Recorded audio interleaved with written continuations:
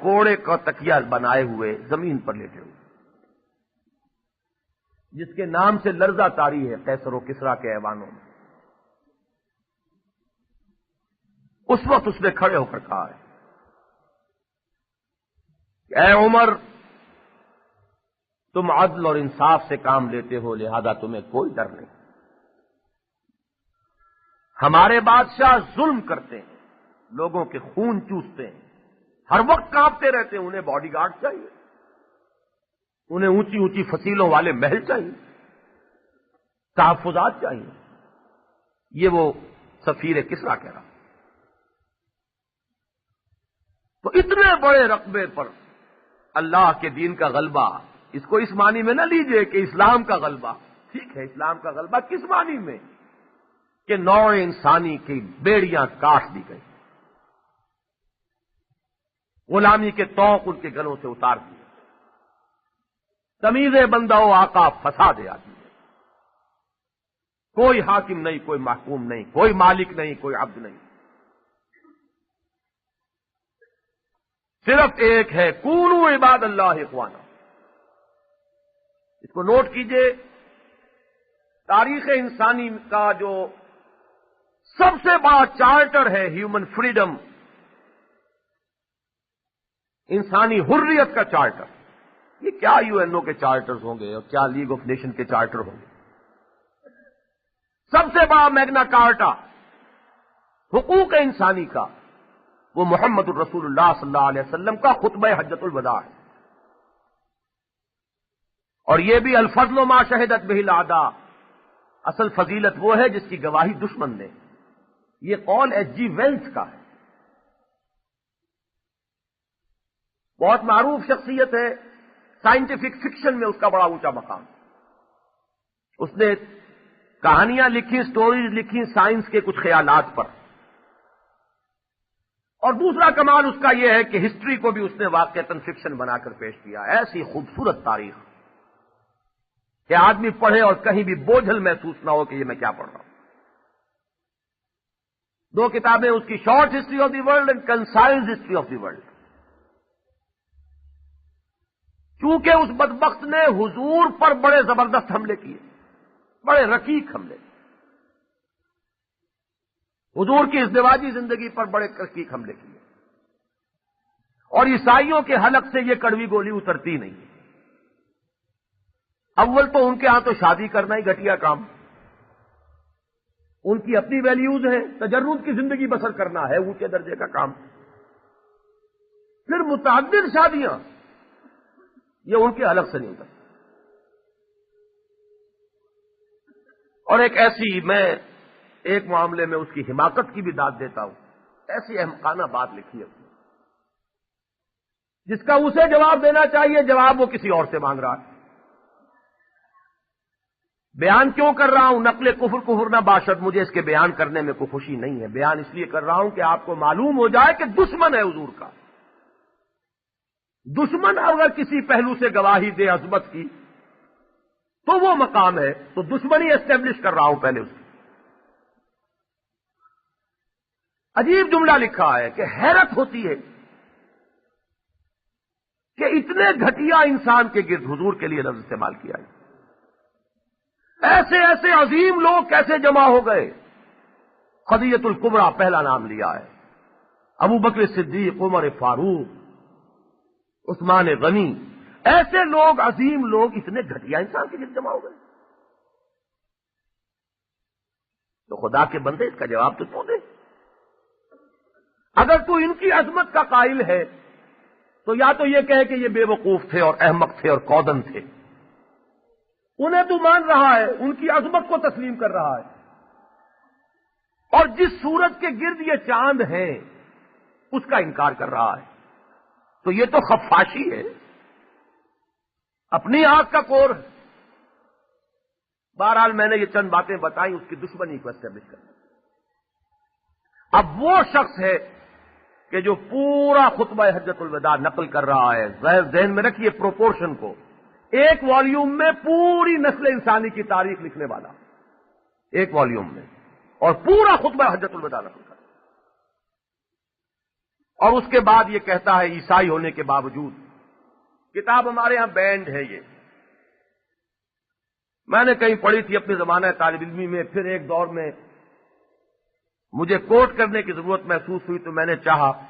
Karachi high court bar ایسوسی ایشن میں تقریر کرنی تھی. میں نے کہا وہ لوگ ہیں وکیل، حوالے کے بغیر اور ایگزیکٹ الفاظ کے بغیر وہاں جو ہے حوالہ درست نہ ہوگا. تو بڑی مشکل سے کراچی یونیورسٹی سے مجھے اس کا ایک نسخہ ملا، جہاں سے پھر میں نے اس کا فوٹو اسٹیٹ کیا. اور مجھے خوشی ہوئی تھی کہ زمانہ طالب علمی کی اپنی بات مجھے بالکل ایگزیکٹ یاد تھی. اس نے یہ کہا ہے کہ جہاں تک انسانی حریت، اخوت اور مساوات کے واز کا تعلق ہے، sermons on human fraternity, equality and freedom, یہ سرمنز تو بہت کہے گئے دنیا میں. جیزس آف نزارت کے ہاں بھی بہت ہیں، مسیح ناصری نے بھی بہت واز کہے علی نبینا علیہ الصلوۃ والسلام.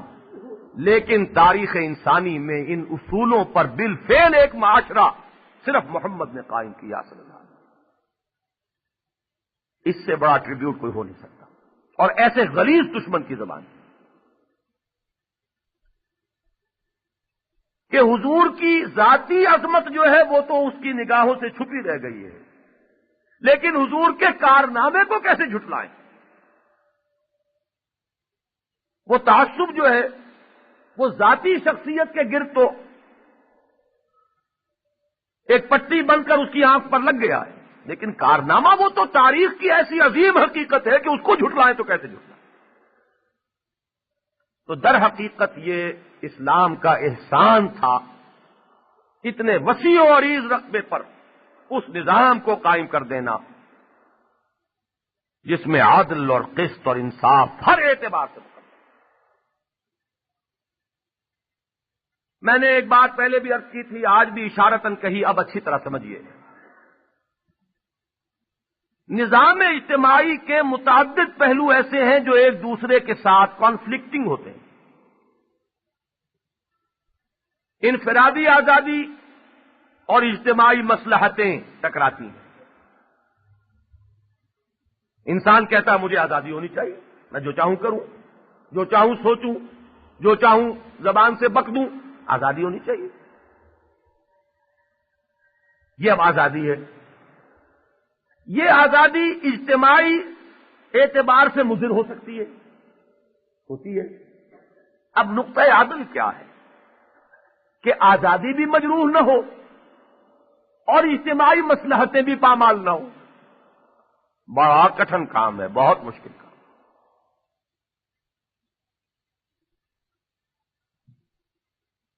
مساوات سب مانتے ہیں کہ ہونی چاہیے. اب مساوات اس معنی میں تو نہ دنیا میں کبھی ہوئی نہ ہوگی، نہ فطرت کے مطابق ہے. کسی کو اللہ نے سرخ و سفید رنگت دی ہے، کسی کو رنگ جو ہے اس سے عطا کر دی. کیا کریں؟ کسی کو یورپ میں پیدا کر دیا، کسی کو افریقہ میں پیدا کر دیا. کیا کریں؟ کسی کو ذہنی صلاحیتیں بہت دے دیں، آرا کے آ دہن دی نہ دہن، جسمانی قوت نہیں دی. کوئی اگر کسی چلا سکتا ہے 6-7 گھنٹے مسلسل تو سوچنے کی طاقت نہیں. تو یہ تو ایک فرق اور تفاوت رہے گا. مجھے معلوم ہوا کہ چھوٹے چھوٹے خطے تو انفرادی ملکیت میں چائنا میں بھی دے رکھے، کچھ نہ کچھ آزادی تو دینی پڑے گی. کامل مساوات تو ممکن نہیں. رشیا میں وہ ایک حد کو جا کر پھر واپس آیا ہے معاملہ. نجی ملکیت کو ایک لمیٹڈ سکوپ میں جاری کرنا پڑا، فطرت انسانی. مساوات بھی مطلوب یہ بھی نہ ہو کہ ایک کو ہیضہ ہو رہا ہو کھا کھا کے اور ایک جو ہے وہ نانے جمی کو محتاج ہو، یہ بھی نہیں. لیکن پابند کر دینا بالکل، آزادی بالکل ہی سلب ہو جائے، یہ بھی فطرت کے خلاف. کیا کریں؟ بڑا مشکل کام. نوع انسانی ٹھوکریں انہی مسائل میں تو کھا رہی. رست از یک بند تا افتاد در بندے دیگر. ایک بند کھولتے ہیں، دوسرے کسی بندھن میں جکڑے جاتے ہیں. جاگیردارانہ نظام فیوڈل سسٹم پوری دنیا میں تھا. کیا تھا؟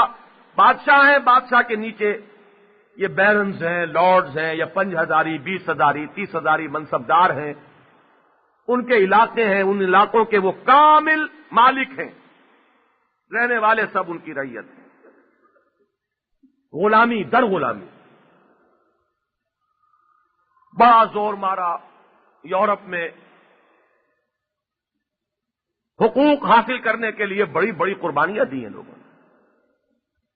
وہ ڈیوائن رائٹس آف کنگز کے دعوے کے ساتھ مسلط تھے. ان سے حقوق لینا کوئی آسان بات تو نہیں. وہ آزادی حاصل ہوئی تو وہ آزادی ایسی غیر معتدل ہو گئی. میرا روپیہ ہے، میں جو چاہوں کروں، چاہے شراب خانہ کھولوں، چاہے قہوہ خانہ کھول دوں، آزادی ہے. میرا روپیہ ہے، سود پر چلاؤں، آزادی. آزادی کا تقاضا تو ہے. قدغن کیسے مجھ پر؟ اس آزادی نے سرمایہ داری کی لعنت کی شکل اختیار کی. جاگیرداروں سے نجات پائی تو سرمایہ دار.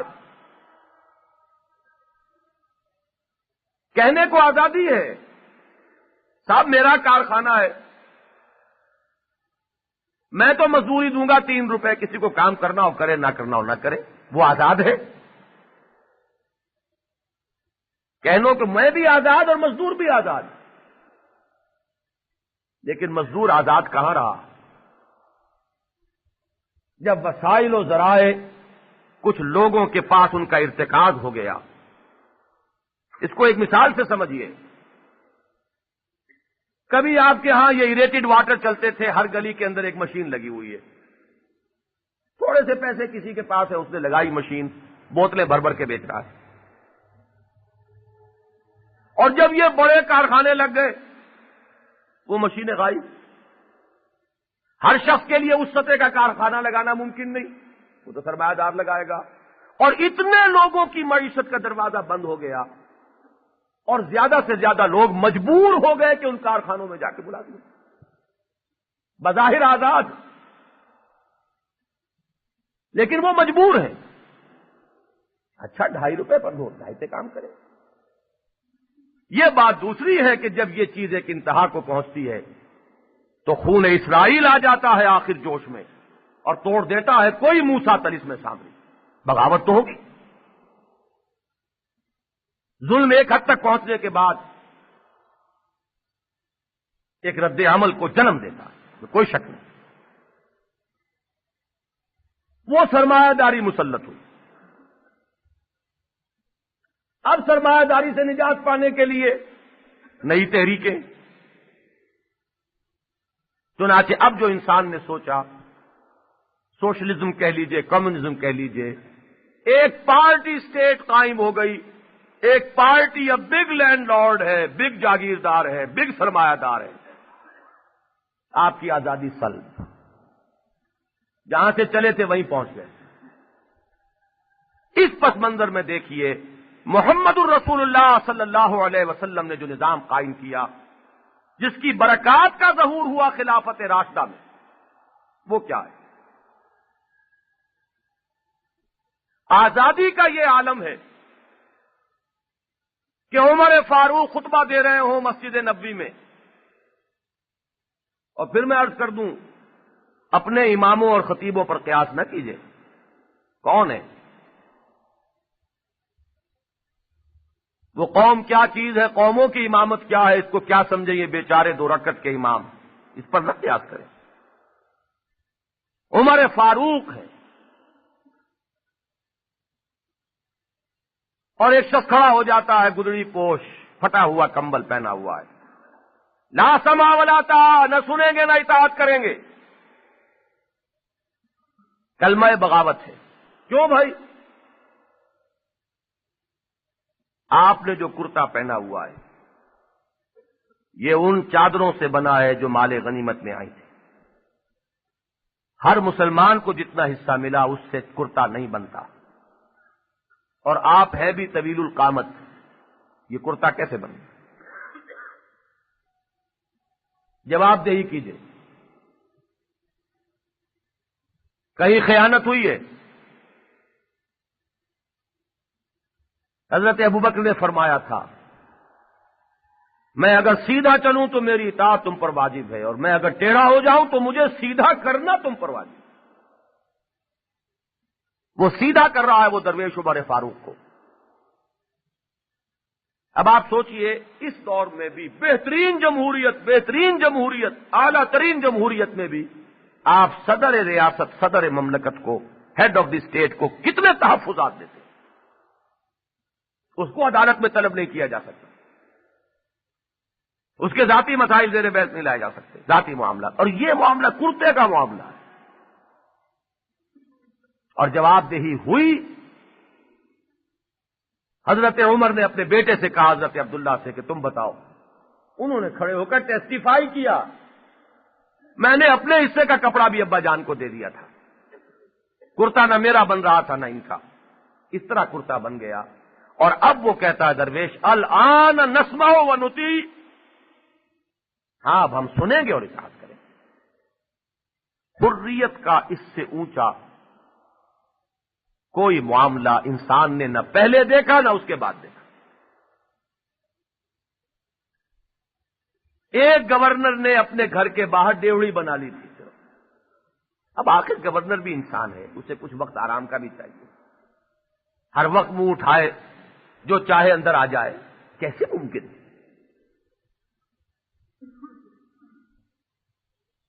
لیکن قصر خلافہ، قصر کا لفظ میں نے ایسے کہہ دیا،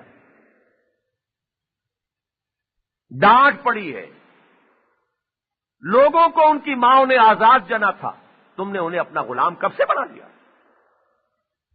اور وہ ڈیوڑی مسمار کر دی۔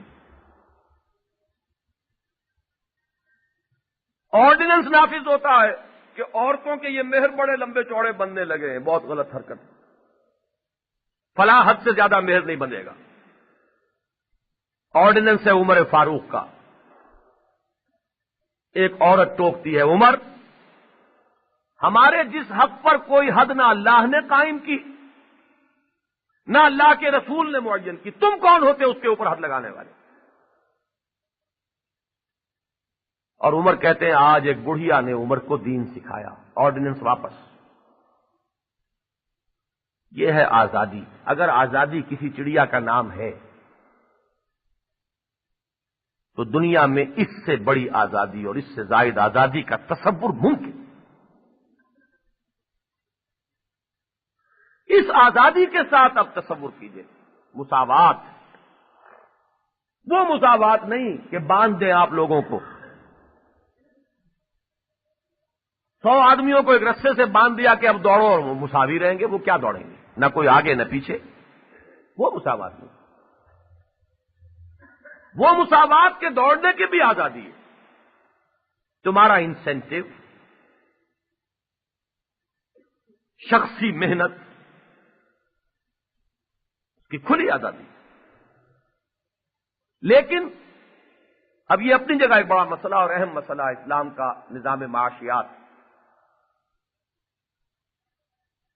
لیکن اس دوڑ میں چونکہ آگے پیچھے رہنے کا امکان پیدا ہو جائے گا، سیدھی بات ہے، بالکل دوڑ دو چار کی طرح، یا تو رسے سے باندھ دیجئے تو نہ کوئی آگے نہ کوئی پیچھے، کھلا چھوڑیں گے تو کوئی پیچھے کوئی آگے، یہ تو لازمی نتیجہ ہے۔ لیکن اس میں ایک ریشو ہو، پروپورشن ہو، وہ آگے جانے والوں سے وصول کیا جائے گا اور پیچھے رہنے والوں کی بنیادی ضروریات کو انڈر رائٹ کر دیا جائے گا، وہ بہرحال ان کو مل کر رہے۔ لکیر کھینچ دی گئی، چاہے تو جدید اصطلاح میں ہیوز اور ہیو ناٹس کہہ لیجیے، فقیر اور غنی۔ اور فقیر کون ہے؟ جس کے پاس 7 تولے سونا نہیں ہے وہ فقیر ہے، 6 تولے ہے تو کوئی حرج نہیں، فقیر ہے وہ زکوٰۃ کا حقدار ہے۔ جو اس پالے سے ادھر ہے وہ اغنیا ہے، 7 تولے سونا، 52 تولے چاندی، یہ نصاب ہے نا، یہ ایک حد ہے۔ جو ادھر چلے گئے وہ اغنیا ہے، جو ادھر رہ گئے وہ فقراء ہیں۔ زکوٰۃ کیا ہے؟ تؤخذ من اغنیائہم وترد الی فقرائہم، اگرچہ بات لمبی ہو رہی ہے، میں عرض کر دوں، موجودہ جو دنیا میں معاشرے ہیں ان میں انگریزوں کا معاشرہ ایک اعتبار سے بڑا یونیک ہے۔ اس قوم میں ایک طرف تو روایت پرستی اس کی گھٹی میں پڑی، دوسری طرف ہر نئی چیز کے لیے کان کھلے ہوئے رکھتے ہیں۔ یہ دونوں چیزیں متضاد ہیں۔ جو نئی بات آئے گی اس پر کھلے دل سے غور کریں گے، سوچیں گے، جو اس میں اچھا پہلو ہے لے لیں گے۔ خذ ما صفا دع ما قدم۔ مثلا بادشاہت سے جمہوریت تک کا سفر طے کیا، خون کس نے دیا؟ فرانسیسیوں نے۔ انقلاب کہاں آیا اور خون کی ندیاں بہہ گئیں، لیکن جمہوریت بہترین کون لے گیا؟ انگریز۔ اور اس کے باوجود بادشاہت برقرار، روایت کی روایت قائم اور جمہوریت کی جمہوریت موجود۔ بولشوک ریولوشن آیا رشیا میں،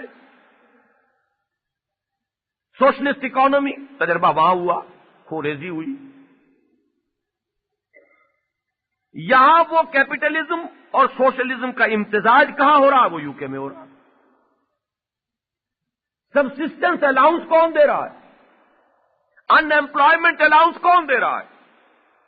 آزادی بھی برقرار ہے، لیکن اگر آپ ان ایمپلائڈ ہیں تو اسٹیٹ آپ کی بنیادی ضروریات کو انڈر رائٹ کر دے گی، وہ آپ کو مہیا کرے گی، اتنے آپ لے لیجئے ہفتے وار تاکہ آپ کی بنیادی ضروریات پوری ہو۔ یہ اصل میں ایک سنتھیسس ہے، اور یہ وہ سنتھیسس ہے جو اپنے آخری نقطۂ عروج پر محمد الرسول اللہ صلی اللہ علیہ وسلم نے پیش کیا۔ انسان ٹھوکریں کھا کر وہاں پہنچے گا، بڑی خوریزیوں کے بعد وہاں پہنچے گا لامحالہ وہیں۔ یہ تو ممکن ہی نہیں ہے کہیں اور جائے۔ اب یہ خیال ہے اصل میں ڈاکٹر رفیع الدین مرحوم کی کتاب کا، آئیڈیالوجی آف دی فیوچر۔ اسلام ہے مستقبل کا نظریہ، چاروں ناچار نوع انسانی ادھر جا رہی ہے، لیکن ٹھوکریں کھا کر جائے گی، دھکے کھا کر جائے گی، خوریزیوں کے بعد جائے گی، تجربے کرے گی، تجربوں میں نہ معلوم کتنا کچھ نقصان ہوگا، پہنچے گی وہیں چاروں ناچار۔ ہر کجا بینی جہان رنگ و بو، آنکھ از خاکش بروید آرزو، یاد نور مصطفیٰ اورا بہاست، یا ہنوز اندر تلاش مصطفیٰ۔ اب اس مساوات کو دیکھیے۔ ہیڈ آف دی اسٹیٹ عمر فاروق، ہمارے ذہنوں پر بڑا ایک روب طاری ہو جاتا ہے، چو اینڈ لائی کی بیٹی سائیکل پر اسکول جاتی ہے۔ بھائی ہے اپنی جگہ واقعی ایک قابل تعریف بات ہے، لیکن تم یہ تو سوچو کبھی یہ نوجوان مسلم تدبر بھی کیا تو نے، وہ کیا کر دوں تھا تو جس کا ایک ٹوٹا ہوا تارا۔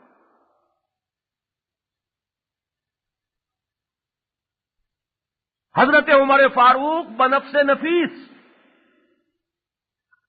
بیت المقدس جا رہے ہیں شہر کا چارج لینے کے لیے۔ محاصرہ مسلمانوں نے کیا، شہر کی فصیلیں بڑی مضبوط، شہر بہت خود مکتفی، راشن بہت، پینے کے لیے پانی بہت، کوئی ان کے لیے ایسی دقت نہیں تھی۔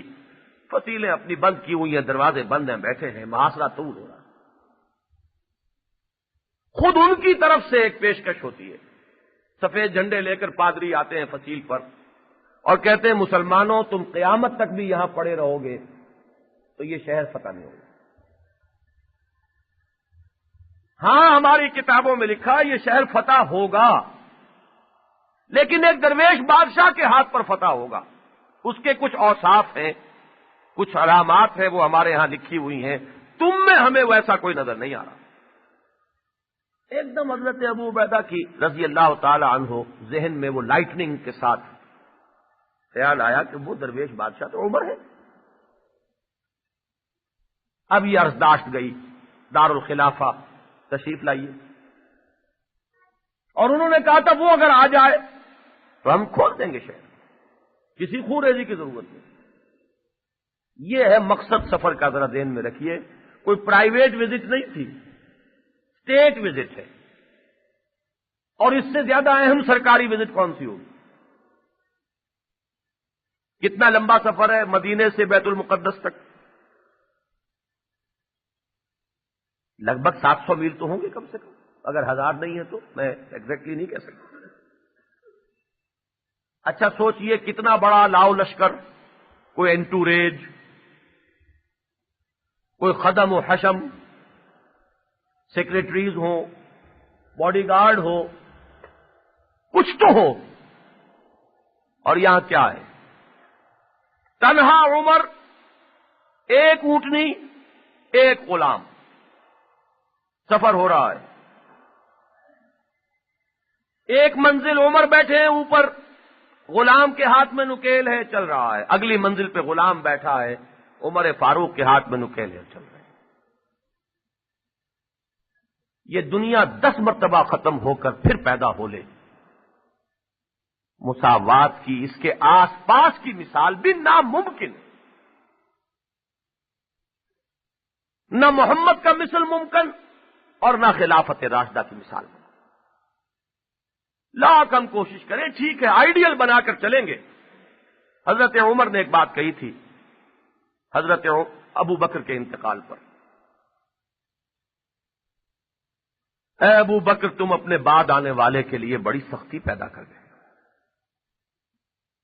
وہ معیار قائم کر گئے ہو، اس پر پورا اترنا آسان۔ یہ معیار جو ہے بس اس حد تک رکھیے کہ بہرحال یہ نظام قائم ہوا۔ These are not fairy tales, کوئی پریوں کی کہانیاں، بہرحال یہ نہیں، تاریخی حقائق ہے۔